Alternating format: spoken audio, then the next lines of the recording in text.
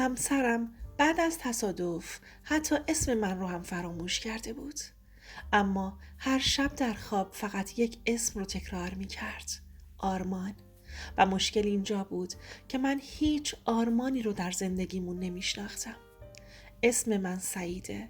37 سالمه و تا چند ماه قبل فکر می کردم زندگی آروم و معمولی دارم. من و همسرم نرگس 12 سال بود که کنار هم زندگی می کردیم. نه زندگی رویایی داشتیم، نه اونقدر بد که بخوایم از هم جدا شیم.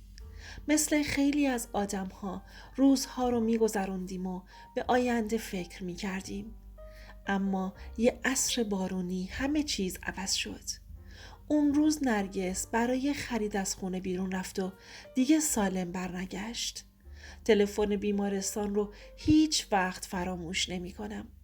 وقتی رسیدم دکتر گفت خطر مرگ رفع شده، اما ضربه شدیدی به سرش وارد شده. 3 روز بعد چشمهاش رو باز کرد.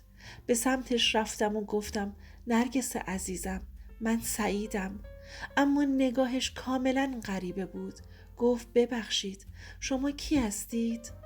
احساس کردم زمین زیر پام خالی شده. چند هفته بعد مرخص شد. بعضی خاطراتش برگشته بود، بعضی نه. گاهی اسم مادرش رو یادش می اومد، گاهی نه. اما یک چیز عجیب وجود داشت. شبها در خواب اسم یه نفر رو زمزمه می کرد، آرمان. بار اول فکر کردم اشتباه شنیدم. بار دوم هم همینطور. اما وقتی این اسم تقریبا هر شب تکرار می شد دیگه نتونستم نادیده بگیرم. مشکل اینجا بود که من هیچ آرمانی رو نمی شناختم. نه فامیل، نه دوست، نه همکار، هیچ کس. اما چرا زنی که حافظش رو از دست داده بود فقط این اسم رو به یاد داشت؟ کم کم ذهنم شروع به ساختن سناریوهای مختلف کرد.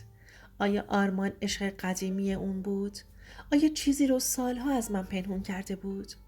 آیا زندگی که میشناختم فقط یه نمایش بوده؟ من از این فکرها متنفر بودم، اما نمیتونستم متوقفشون کنم. یه شب تصمیم گرفتم حقیقت رو پیدا کنم. شروع کردم به جستجو در دفترچه های قدیمی، شبکه های اجتماعی، عکس ها و پیام ها. اما هیچ رد پایی از آرمان نبود. انگار چنین آدمی اصلاً وجود نداشت. یه روز هنگام مرتب کردن انباری جعبه قدیمی پیدا کردم. داخل اون جعبه چند دفتر خاطرات نوجوانی نرگس بود. صفحه ها رو یکی یکی ورق زدم و ناگهان اسم آرمان رو دیدم. قلبم تندتر زد. اما چیزی که خوندم با تصورم فرق داشت. آرمان نه معشوقه بود و نه همکلاسی. اون پسر بچه‌ای بود که سالها قبل در پرورشگاه کنار نرگس زندگی می کرد. کسی که نرگس همیشه از اون مثل یه برادر کوچیک یاد کرده بود. اما دفتر خاطرات ناگهان نیمه کار تموم شده بود و فکر منم بالاخره 1000 جا می رفت. میخواستم جواب رو پیدا کنم. اما چیزی که چند روز بعد فهمیدم همه چیز رو از اول به هم ریخت. تحقیقاتم رو ادامه دادم. بعد از روزها جستجو بالاخره آدرس پرورشگاه قدیمی رو پیدا کردم. مدیر سابق اونجا رو ملاقات کردم و وقتی اسم آرمان رو شنید چند ثانیه سکوت کرد. بعد آهی کشید و گفت نرگس هیچ وقت خودش رو بابت اون اتفاق نبخشیده. نفسم بند اومد. پرسیدم کدوم اتفاق؟ مرد گفت سالها قبل آرمان به بیماری سختی مبتلا شده بود. قبل از انتقال به بیمارستان تنها کسی که هر روز کنارش می نشست نرگس بود. اما یه روز ناگهان آرمان ناپدید شد و هیچ کس دیگه خبری از او پیدا نکرد.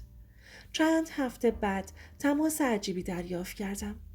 مردی خودش رو آرمان معرفی کرد. دستام می لرزید. اون زنده بود. سالها قبل وقتی از پرورشگاه بیرون رفته بود خانواده اونو پیدا کرده بود و به فرزندی پذیرفته بود و نام خانوادگیش رو تغییر داده بود.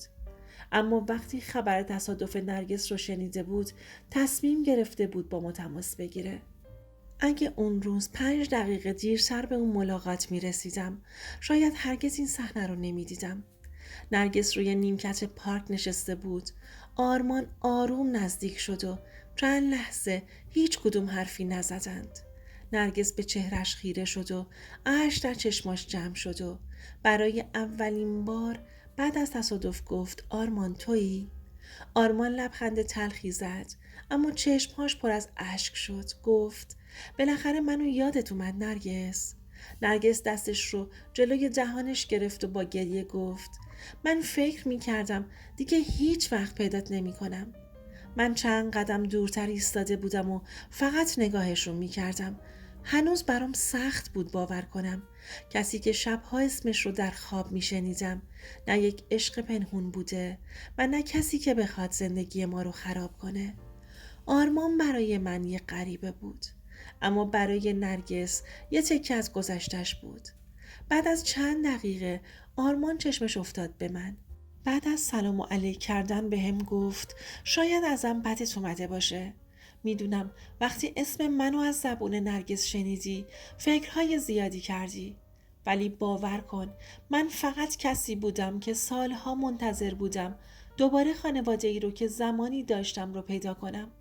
اون لحظه فهمیدم تمام شک هایی که در ذهنم ساخته بودم فقط از ترس خودم بوده. آرمان ادامه داد من و نرگس وقتی بچه بودیم در یک پرورشگاه بودیم. من برادر خونیش نبودم اما اون همیشه مثل یه خواهر بزرگتر کنارم بود.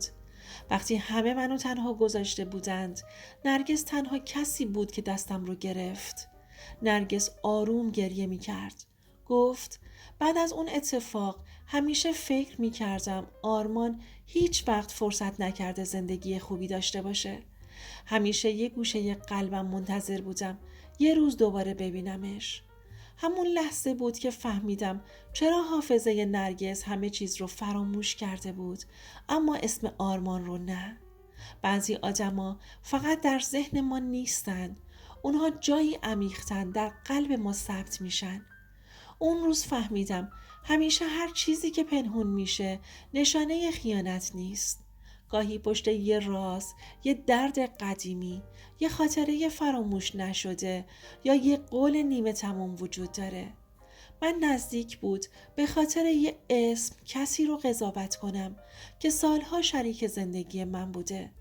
دوست عزیزم، اینم از داستان امشب. حالا میخوام از شما بپرسم اگه جای من بودید وقتی همسرتون بعد از تصادف فقط یه اسم دیگر رو به یاد می آورد چه واکنشی نشون می دادی؟ شک می کردی یا دنبال حقیقت می رفتی؟ نظرتون رو برای من بنویسید چون دوست دارم داستان این زندگی رو از نگاه شما هم بدونم. و از همه دوستانی که تا این لحظه همراه سایه های خیانت بودند صمیمانه تشکر می کنم. اگه این داستان خوشتون اومد ویدیو رو لایک کنید و اون رو با دوستانتون به اشتراک بذارید و اگر هم عضو خانواده ما نشدید کانالم رو سابسکرایب کنید تا در داستان بعدی صداهایی رو بشنوید که سالها شنیده نشدند. تا داستان بعدی مراقب دلهاتون باشید.